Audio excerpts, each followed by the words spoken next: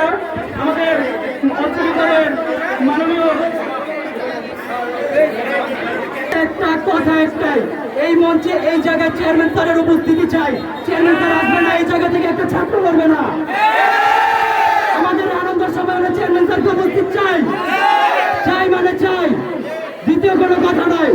Chairman sir আসবেন, এই জায়গায় বক্তব্য রাখবেন, আমাদেরকে শুভকামনা জানাবেন, স্যারের মাধ্যমে আমরা এখান থেকে বিদায় নেব। তা না হলে আমরা এই মঞ্চ ছাড়বো না। রব্বুল আলামিনের কাছে যে আজকে তোমাদের এসএসসি রেজাল্ট তোমাদের মনোপুত হয়েছে এবং তাই থেকে তোমরা তোমাদের সম্মান সঠিকভাবে অর্জন করতে পেরেছে। এই জন্য আমি আল্লাহর কাছে শুকরিয়া চাচ্ছি। আর আসলে আমি কখনোই তোমাদের রেজাল্টের সময় আমি কখনোই কথা বলিনি, কখনোই না। তোমাদের স্যার বলেছে, তোমাদের স্যারের জরুরি, তোমাদের স্যারকে প্রয়োজন।